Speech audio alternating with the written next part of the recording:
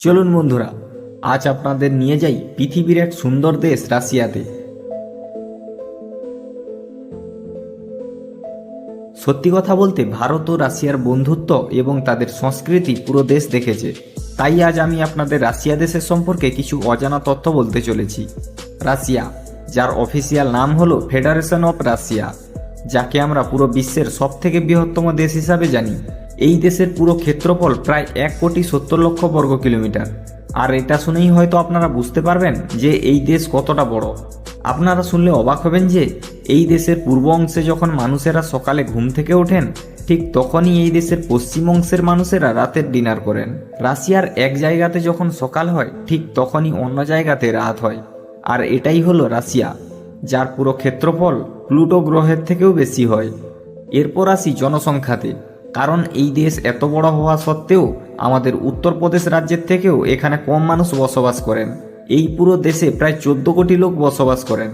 রাশিয়ার রাজধানী হলো মস্কো, যাকে আমাদের পুরো বিশ্বের 7তম শহর হিসাবে মানা হয়। তবে রাশিয়ার 77% লোক ইউরোপের দিকে থাকেন, আর 23% লোক এশিয়ার দিকে থাকেন। ধর্মের দিক দিয়ে দেখতে গেলে এই দেশে 47% মানুষ খ্রিস্টান ধর্মে বিশ্বাস করেন, 30% মানুষ নাস্তিক। এর মানে হলো ওনারা কোনো ধর্মে বিশ্বাস করেন না। আর বাকি সব ধর্ম মিলিয়ে এই দেশে প্রায় 23% মানুষ বসবাস করেন। বন্ধুরা, এই দেশের চিকিৎসার ব্যবস্থা খুব উন্নত এবং এর চিকিৎসা ব্যবস্থা সম্পূর্ণরূপে ফ্রি হিসাবে জানা যায়।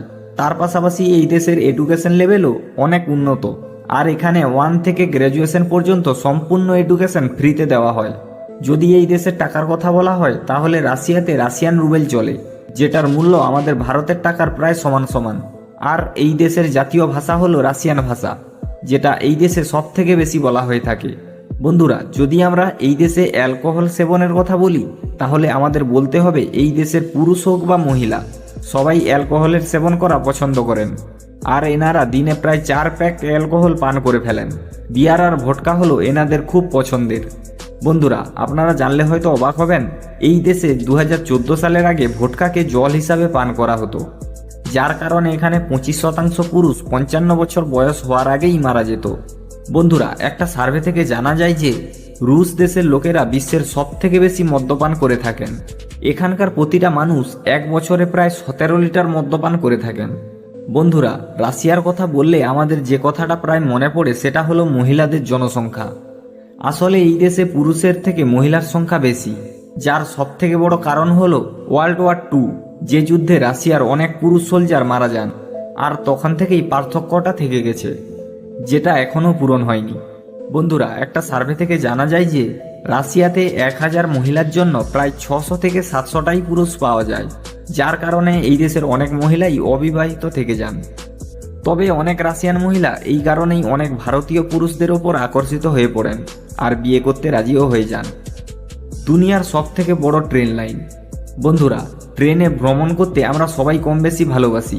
আর যদি কথা হয় দূরে কোথাও ভ্রমণের, তাহলে তার ব্যাপারটাই অনেকটা আলাদা হয়ে যায়। এরকমই একটা সুন্দর ভ্রমণ হলো ট্রান্স সিবেরিয়ান রেলওয়ে, যেটা রুশের মস্কো শহরে শুরু হয়ে ব্যালেডি রোস্তাক পর্যন্ত 9002 কিমির একটা ভ্রমণ শেষ করে, যেটা প্রায় 3টি দেশের ক্ষেত্রফলের সমান, যেটার ভ্রমণ শেষ করতে প্রায় 6 দিন লেগে যায়। বন্ধুরা, এই ভ্রমণ খুব সুন্দর হয়, কারণ এই দেশের বেশিরভাগ ট্র্যাক সবুজ পাহাড় আর বরফের রাস্তা দিয়ে যায়, যার সৌন্দর্য যে কোনো মানুষকেই আকর্ষিত করে।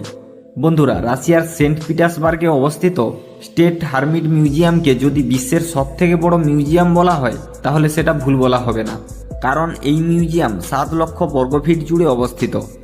আর এই মিউজিয়ামে রাশিয়ার অনেক পুরানো, প্রায় 2 বছর সালেরও বেশি পুরানো ঐতিহাসিক জিনিস ও 21 লক্ষেরও বেশি মূর্তি সংগ্রহ করা আছে, যেসব জিনিস দেখলে হয়তো আপনি কিছু সময়ের জন্য এগুলোকে দেখতেই থাকবেন। বন্ধুরা, আপনারা এই ছবিটা দেখেই হয়তো বুঝতে পারছেন এই মিউজিয়ামটা কতটা বড়। আর এখানে রাখা বস্তুগুলোকে যদি আপনি 1 মিনিট ধরেও দেখেন, তাহলে আপনার প্রায় 2 বছর লেগে যাবে এই মিউজিয়ামটা ঘুরে শেষ করতে। এরপর আসি মিষ্টি জলের কথায়। বন্ধুরা, আমাদের পৃথিবী জুড়ে মিষ্টি জলের ভান্ডার প্রায় কমে আসছে, কিন্তু সেই তুলনায় রাশিয়া একমাত্র দেশ যেখানে সব থেকে বেশি মিষ্টি জল পাওয়া যায়। যেমন বৈকাল লেক, যাকে আমাদের বিশ্বের সব থেকে গভীর ও পুরানো লেক হিসাবে জানা যায়। এছাড়াও এই দেশে 1 লক্ষের পাশাপাশি লেক ও ছোট নদী আছে। বন্ধুরা, যদি বরফের জমা জল আর মাটির নিচে জলকে বাদ দেওয়া হয় তাহলে পুরো পৃথিবীর প্রায় 20% মিষ্টি জল রাশিয়াতেই পাওয়া যায়। বন্ধুরা, আগামী 50 সালের মধ্যে যে দেশের সবথেকে মিষ্টি জল থাকবে সেই দেশকেই সবথেকে ধনী দেশ মানা হবে। তা নিয়ে আপনাদের কি মতামত সেটা আমাদের কমেন্টে জানান। বন্ধুরা, আপনারা জানলে হয়তো অবাক হবেন, যেখানে আমাদের দেশে বা অন্য কোনো দেশে ফুল দেওয়াকে আমরা প্রেম নিবেদন করা বা সম্মান দেওয়ার জন্য ব্যবহার করি, আর যেখানে আমাদের সামনে থাকা কোনো ব্যক্তিকে যদি আমরা অনেক ফুল দেই তাহলে ওনারা খুব খুশি হন, কিন্তু সেখানে রাশিয়াতে কোনো মানুষকে অনেক ফুল দেওয়াটা ওখানকার মানুষেরা অশুভ বলে মনে করেন। কারণ ওনারা শুধুমাত্র কোনো মানুষকে কবরে নিয়ে গেলেই অনেক ফুল দিয়ে তাকে শেষ সম্মানটুকু জানান। তাই কোনো জীবিত মানুষকে ফুল দেওয়াটা ওনারা অশুভ বলে মনে করেন। National holiday. বন্ধুরা, প্রতিটি দেশেরই নিজস্ব কোনো উৎসব আছে এবং ওই উৎসবে প্রত্যেক মানুষকে ছুটি দেওয়া হয়। ঠিক তেমনি রাশিয়াতে 12ই সেপ্টেম্বর রোমান্স করার জন্য ছুটি দেওয়া হয়, যাকে রোমান্স ডে বলা হয়। আর এই দিনের পর 9 মাসের মধ্যে কোনো মেয়ে সন্তানকে জন্ম দিলে সরকার থেকে অনেক টাকা এবং উপহার দেওয়া হয়। তবে এইসব করার পেছনে সরকারের আসল উদ্দেশ্য হলো জনসংখ্যাকে বাড়ানো। কিন্তু এইসব করার পরেও রাশিয়ার জনসংখ্যার তেমন কোনো উন্নতি হয়নি। বন্ধুরা, বর্তমান সময়ে ছেলেদের দাড়ি রাখা একটি ফ্যাশন হিসাবে মানা হয়, আর ছেলেরাও দাড়ি রাখতে পছন্দ করেন, আর দাড়ি রাখলে ছেলেদের অনেক হ্যান্ডসামও দেখায়। কিন্তু বন্ধুরা, আপনারা জানলে হয়তো অবাক হবেন, রাশিয়াতে পিটার দ্য গ্রেটের সময়কাল থেকে দাড়ি রাখলে ট্যাক্স দিতে হতো, কারণ ওই সময়ে রাশিয়ার লোকেরা বড় বড় দাড়ি রাখতেন, যার ফলে ওনাদের ইউরোপের মানুষের মতো হ্যান্ডসাম লাগতো না। আর সেই কারণেই রাশিয়াতে বড় দাড়ি রাখা লোকেদের উপর ট্যাক্স লাগানো হয়।